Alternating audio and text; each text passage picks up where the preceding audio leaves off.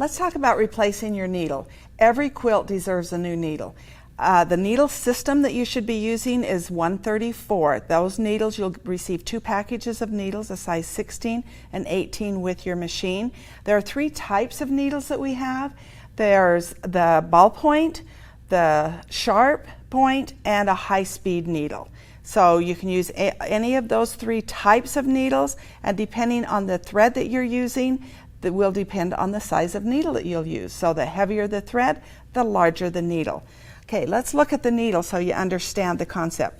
The needle has a round butt right here, okay?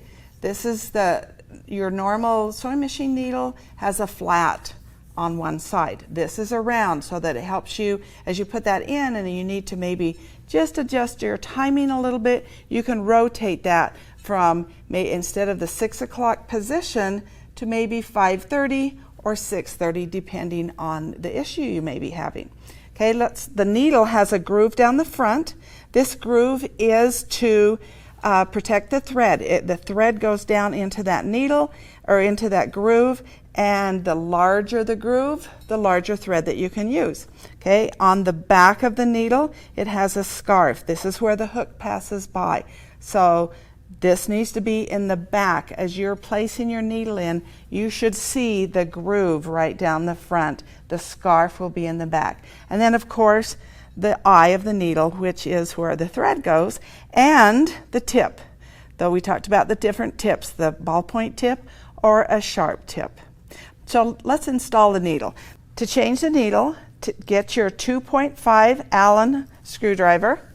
You're going to loosen this screw, and the needle should just fall right out there. So we've got that needle, and now we're going to lay that aside and bring in our new needle and just slide it up into the hole there. There is a hole right here that you can see the butt of the needle, and if you can't see it, you see air instead, that you don't have that needle up far enough. So the thing that I like to do is I find the groove on the front, and I can find that groove by just taking my old needle, running it down that groove, and it goes right into the eye of the needle. Now I have that right at 6 o'clock.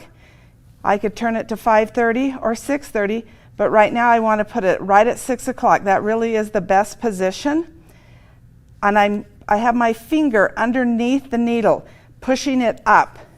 Now I'm going to go ahead, and with my Allen screwdriver, I can tighten that up, and now my needle is tight into position.